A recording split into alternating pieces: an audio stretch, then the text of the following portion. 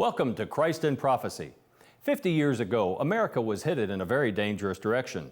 Pornography was becoming widespread, and the sexual revolution was changing the morality of the nation. Most Christians in the United States were slow to recognize the threat, and even slower to raise an alarm or challenge the trend. But in 1976, the pastor of a small church in Mississippi decided to follow in the footsteps of Ezekiel and speak out. Stay tuned as we seek insight from one of God's prophetic voices to America. Well, based only on my introduction, many of you will recognize today's prophetic voice as that of Don Wildmon. In 1976, he decided to watch television with his family one evening. And turning on what was then one of the three channels, he was appalled at what was being sent out as programming to America's families. Well, the next year, Don launched the National Federation for Decency. As he later explained, "I had a vision, God had a plan." He certainly did, because this meek and mild-mannered man was soon challenging American corporations and holding them at bay. Yes, God empowered this mouse to roar. Sadly, Don cannot be with us today due to his health, but his zeal was passed on to his son, Tim, who is able to join us on this episode of Christ in Prophecy. And so, Tim, thank you very much for welcoming me to Tupelo, Mississippi. Thank you, Tim, and appreciate those kind words about my dad, Don Wildmon. He would be here if he could, and I'm glad to sit in for him. And you nailed our beginning there very, very well. Well, he certainly did become a roaring voice of decency and of Christian values. God spoke to my dad and said, "You need to do something. You need to lead an effort. You need to organize Christians." I don't know exactly how God said that or what he said specifically, but God told my dad, leave the pastorate, because he was a very successful pastor, and start this new effort which would galvanize Christians from around the country. And so early on, one of the things that Don was known for was leading boycotts against famous national corporation. He led one against Sears because they were a major endorser of terrible programming through their advertising, and against the Southland Corporation, which was the parent company of 7-Eleven. So tell us about those days. Well, Dad's a bulldog, and he doesn't. He wanted to do something that would make a tangible difference, and not just. You have to give people things they can do, and so to make a difference. So he, as you said earlier, back then you had three major television networks, and that's all America was. Yeah, can you remember when that was all we had on maybe TV? PBS. Maybe PBS. Yes. What a difference. So the primetime programming on network television, ABC, NBC, and CBS, they really shaped American culture to a large extent. Yes, they did. And so, you didn't have 100 choices like you do today. So my dad saw the trends that were taking place in major network television, more sex, more violence, more profanity, and how that was having a coarsening effect on our culture. And so he decided, hey, who's paying for this? Well, these major corporations. They're going to be more likely to listen to us than are the network, because they're the ones airing the content. So he began to approach some of these major corporate sponsors, and also with regard to the pornography problem at the time, which was basically 7-Eleven was the largest distributor of pornographic magazines. Right. This is prior to the internet. And what's ironic, their motto was "Thank Heaven for 7-Eleven." Yeah, I know. And you think, what kind of a motto is that when you're promoting filth? I know. But my dad was able to organize 10,000 people out in front of Southland Corporation in Dallas in the 80s, and was able to get 7-Eleven to pull the sale of the pornographic magazines. Well, we have a picture of Dr. Reagan and his wife and some staff members at that boycott holding signs, and so his relationship with Don goes all the way back to that protest there in Dallas, and he was very glad to have been a part of standing up for decency. We won a lot of victories during those years. I say we, the American Family Association, previously named the National Federation for Decency, And it wasn't just us. It wasn't just my dad. It was a lot of other Christian leaders that helped organize and get the information out to the country. And so we were very successful during those years in making a difference. Well, what was the impetus to change from the National Federation for Decency to the American Family Association, and how did that expand the mission of the ministry here? Well, we started out because, pro-decency. And the Bible talks about how we as Christians should stand for morality and biblical values. But then the issues began to broaden. It wasn't just the content of television or the pornography. Our issues began to broaden to even more cultural issues, moral issues that involve politics sometimes. So Dad decided a broader name would be more appropriate for our ministry. You know, I'm just fascinated by the fact that your dad was given a platform, let alone a megaphone, and you said he was a bulldog. I referred to him as a mouse, but only because from the perception of the world, who is this man from Mississippi, a pastor of a small a church there, now impacting the nation? But in the eyes of God, he was a lion, he is a bulldog, and he had incredible impact. But he began to prophetically warn about the rising threat of humanism. As a matter of fact, and in its corrosive impact on Judeo-Christian values. Here is what he wrote in 2013. I find this fascinating. He said, "For more than a generation now, our society has been sowing seeds which are today bringing forth their fruit. Atheism and agnosticism, with their stepchildren of humanism, hedonism, and materialism, may not be the official religions of our country, but they have become the accepted practical religion by many in key positions of influence." Wow. If that's not a prophetic statement, I don't know what is. So just consider how much further we've fallen in the past 38 years. Where are we today compared to where we were then? Well, unfortunately, we're further down the road to what I call self-destruction. Yes, sir. Of our republic that God gave us with our founders over 200 years ago. That's tragic to say, but I mean, look at what's happening, right? In our country. It's undeniable. Now, whether God sends another big revival to change our land in a grand way or not, I don't know, but I do know it's the call of Christians to be salt and light in a dark and even dying culture. But the secular humanism, you mentioned that. I remember my dad, he would often reprint the Humanist Manifesto, Yes. Because what's happened in our country was planned. Yeah. Oh, definitely. It was planned demonically, Yes, sir. as the scripture says, for those who understand the Bible, or satanically. And then there's the plan by man to replace God.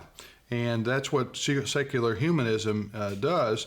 And it replaced the Judeo-Christian worldview Yes. of man with a secular humanistic one, which basically says man is God. And there's a world of difference there on the impact on culture. There certainly is, and we've seen that manifested in so many ways, to where the rising number of so-called nuns in our society, not N-U-N, but N-O-N-E-S, people who have no affiliation, no grounding or foundation in any kind of religious or Judeo-Christian faith. And what that means is they're just drifting along, and they have become their own gods. And many who are in even the quasi-religious realm are promoting, you can be your own God. Boy, that sounds like a lie straight out of Genesis chapter 3, with Satan trying to tell Well, David Reagan's taught on this too. Certainly. A lot over the years. So that's what's happened. That is what is happening. Of course, the Bible tells us this will be, certainly. This will be as we see it developing.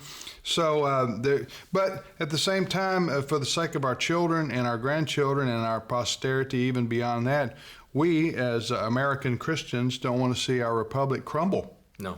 And fall away. It may yet, but we need to fight for it, because we're the last great hope for mankind in terms of around the world. I'm talking about the United States in terms of religious freedom. Yes. and charity and individual rights and all the things that come with it. Some people say, I just don't know how I can impact the entire world, or even the whole country, or even my whole state or community. Right. Special forces, when they're trained, are taught to at least impact the 3 feet in your immediate vicinity. Yeah. You can impact your immediate world. Yeah. And so whether that's your family, Right. whether that's your friends, people at your church, you can have impact. But there are certain individuals who are called to have a much broader impact. That was your father back in the 70s. That's been all the folks here at the AFA team who are impacting, again, the entire culture and millions of lives.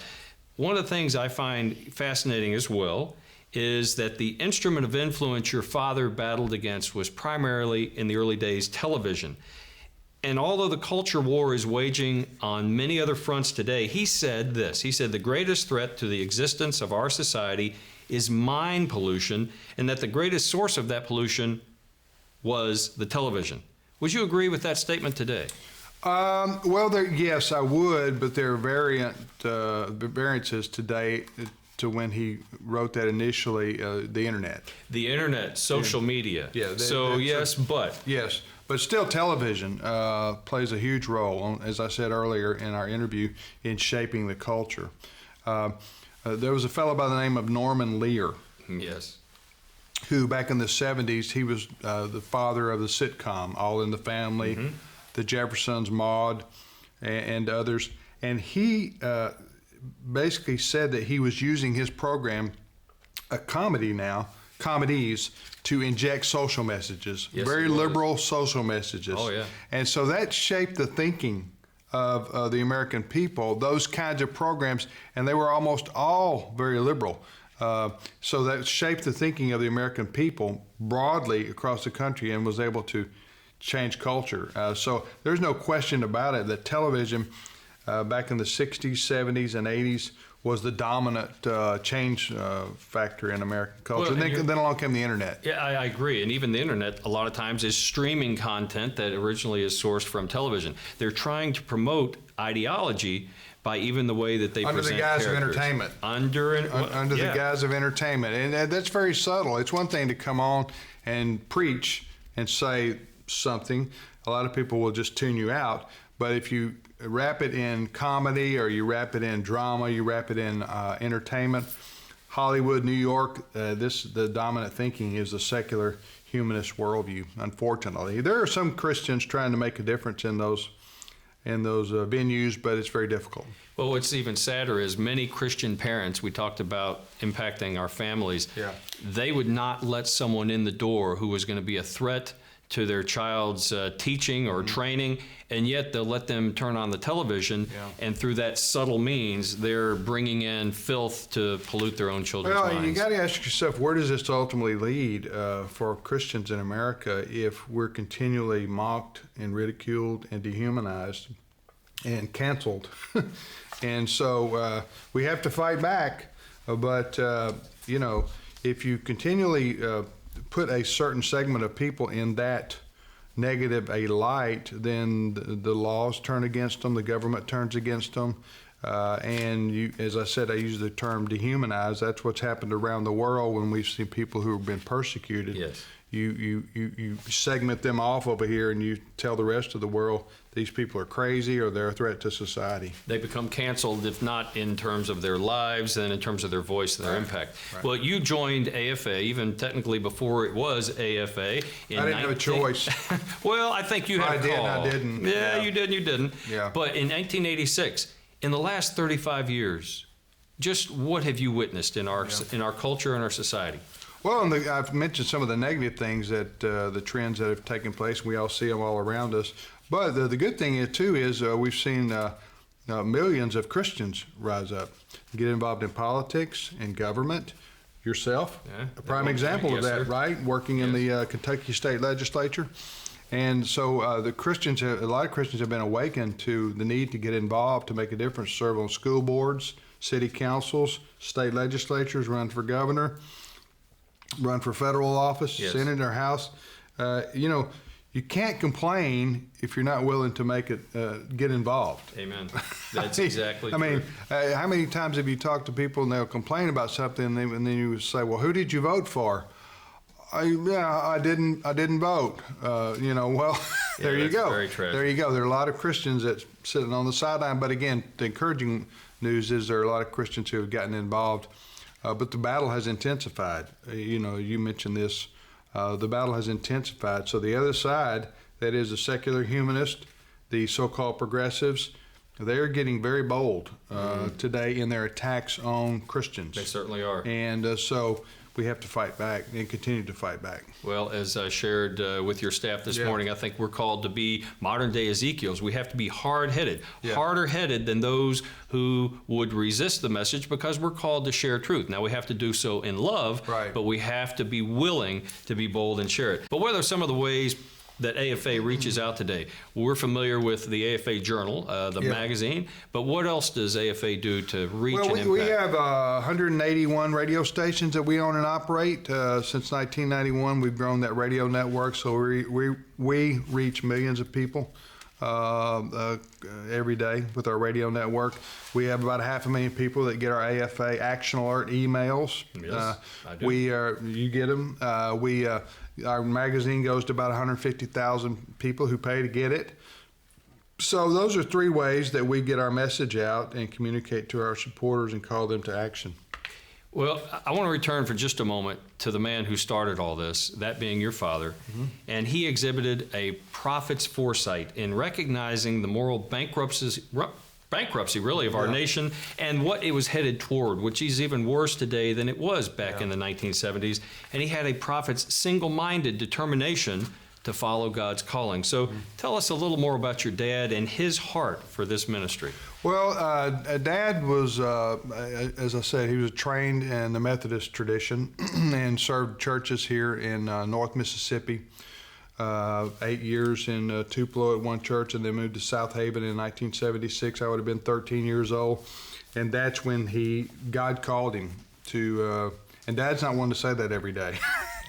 We know some brothers and sisters. God speaks to them every day about what they're supposed to have for breakfast, and and everything. All of God is a special thing. But this was a moment where God called. When you're telling a guy to leave your profession as pastor and start something brand new, and you got 4 children, and you have no income, and Dad can tell stories about in those early days, even how a couple different times he basically told God, I don't have the money to print the magazine you want me to, or print the newsletter you want me to print.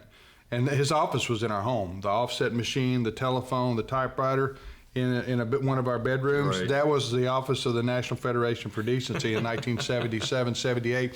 And the president of it was Don Wildmon, and the secretary was Don Wildmon, and the janitor was Don Wildmon, and the printer was Don Wildmon. Jack of all trades, yes, huh? Absolutely. Somebody has to be called by God if that's the dedication they're going to give to something. But I remember him telling a story about a couple of times where he needed a specific amount of money to pay the bills. And one time the money came in a unsolicited check in our mail at our house to the exact amount of money.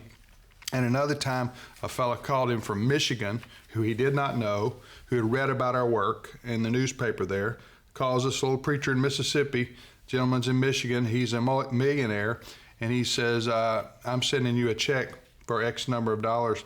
And it was the exact amount that my dad needed to cover his bills. So he can tell you stories like that only confirmed God's call on his life. And, he began to, Dad was very good at, you mentioned Dad's in Dr. Reagan's book.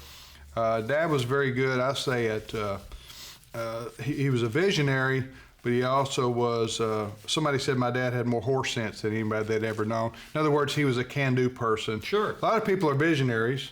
A lot of people are worker bees. And can't put that vision into practice. Right. But he could do both. God blessed him with those abilities and those talents. And he was really dedicated to the Lord. I mean, certainly. Read his Bible every day, prayed every day, faithful churchman. even when he wasn't the pastor. So, and Well, the then thing led by about it is, example. even with the financial miracles that occurred back Yeah. in the day, and the same thing happened with our ministry with Dr. Reagan, he can tell you stories. Yeah. But to this day, our budget may be bigger, but there are moments when we are at a critical need, and that exact amount, that exact blessing Right. comes right at the moment we need it, which is proof that God still works through other people to bless our ministry, which allows us to touch so many.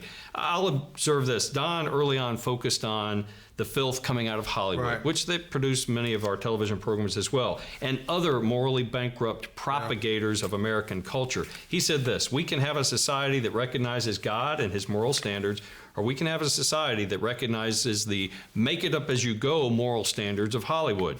We cannot, however, have both as equals.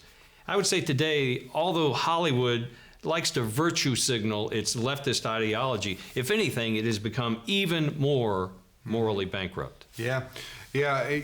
That's the Scripture teaches absolute moral values. Yes. Right. The Ten Commandments, Sermon on the Mount. These are not negotiables No, they're not. with God, and that's for us individually, and really is for the broader society. And that's what our country was founded on. If you look back, no question about it. We in 1892, I guess it was, the Supreme Court then said that we are a Christian nation. Yes, they did. If you look around, we're a Christian nation. That doesn't mean every individual is a believer, but it means our country honors Christianity. Well, your dad actually expressed great disappointment in the silence that was emanating from America's pulpits, whether regarding the lack of morality in our culture or the unconscionable destruction of innocent lives. He actually called out the fact that there were 300,000 pulpits which Right. are silent. Have you discerned an improvement in recent years? Well, I think that, yes, I think that God is calling out, separating the two camps, Yes. people that are going to follow him and call their people to action, if you will, in the culture, and those who just want to have the ostrich Christianity, leave their head in the sand and pretend things are not as serious as they are in our country. Again, the main problem that I think Christians need to understand who say, I don't want to be engaged in politics, I don't want to, that's not my calling, or that's not spiritual. You've heard that before. Yeah. That's the devil's certainly territory. have. And Lord knows that's the devil's territory in many ways. I'm talking about the political and government. However, if we abandon that totally and completely, where does that leave you? Exactly. Are we better off? No, Christ will be Lord over every sphere of human endeavor, not just the church and religious sphere, but everything, the family, the government, Right. all when he reigns here on earth. And we are to try to be salt and light. Well, folks, if Don and now Tim Wildmon and the American Family Association have touched the conscience of a nation, that was a phrase used by Dr. Dennis Kinlaw of Asbury College when he presented your dad with an honorary doctorate, what biblical responsibility do we have as a nation for ignoring godly voices who are warning us? Yeah. Well, your colleague, Dr. Reagan, Yes. He's been a leader in this effort, and I can mention Dr. Dobson, Dr. Kennedy, Marlon Maddox. I can mention so many others, Dr. Adrian Rogers, down through the years. These have been giants. So there are many. Larry Burkett was a friend of ours. Yes. Dr. Bill Bright. Many. The Phyllis Schlafly, Tim and Beverly LaHaye. These are just some of the names of people that have, and my dad would be in that category, were called up in the 60s and 70s and to lead Christians in an effort to organize. We have to be organized. There is power in numbers in America, and we have to join together to fight back. Well, I have another question. In late 2020, AFA's American Family Studios produced a video called In His Image. And it was a tremendous film designed to address our cultural confusion over gender. In other words, so many people are promoting transgenderism as the new great thing. I would highly recommend that film to our viewers. My question for you is, what was the impetus behind this project? In His Image, well, we saw what was going on in our culture. I mean, Caitlyn Jenner, everybody knows him as Bruce Jenner, who won the Olympics, and some of the Olympic decathlon, I think in 1976, was on the box of Wheaties. Yes, sir. The cover of Wheaties. So we saw that. That was kind of the what was celebrated. ESPN called him the bravest, most courageous athlete of the year 3 years ago. So that's just to show you how celebrated this idea of gender confusion, what we call gender confusion, gender dysphoria, yes, is in our society today. It's kind of like the last frontier for the people who are promoting sexual immorality in our country. And so we decided, hey, how do we give an answer to this? So we made a film called In His Image, which has gone viral basically now. Yes, it has. People are watching it around the world. It's about 90 minutes or so, and it gives the testimony of a few people who were in that lifestyle. They were in the lifestyle of either they were a man who thought they were a woman or a woman who thought they were a man, and it shares their stories, and then it shares about how Jesus Christ saved them and brought them out of those lifestyles. And how can our viewers connect with this ministry? Well, they can go to afa.net and afa.net, and if you'll go there, you can see how to get our action alert emails. We send those out once or twice a week. Our American Family Radio Network is available online at afr.net, afr.net, if you don't get one of our terrestrial radio stations. And my dad's if he could be with us here today, he is still alive, but he's unable to, for health reasons, to be with us. He would say, you get up each day and you do what God's called you to do today, and then tomorrow you do the same thing, and the day after that you do the same thing. So our job is to be faithful. We'll leave the success or the failure to the Lord. So I wish you guys much success in the future, and hope you continue to reach thousands and thousands of people. I really enjoyed spending time with Tim Wildmon and the dedicated American Family Association team in Tupelo, Mississippi. Building on Don Wildmon's godly legacy, they continue to stand up for American families and impact American culture. Thankfully, Tim Wildmon is following in his father's footsteps to serve as a prophetic voice in his own right.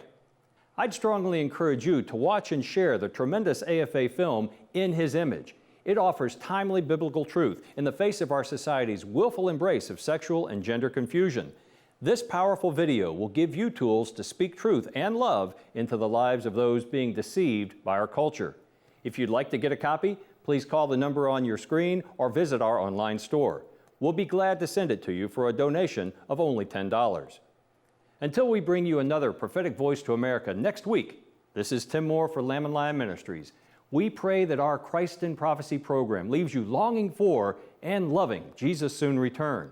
Until next time, Godspeed.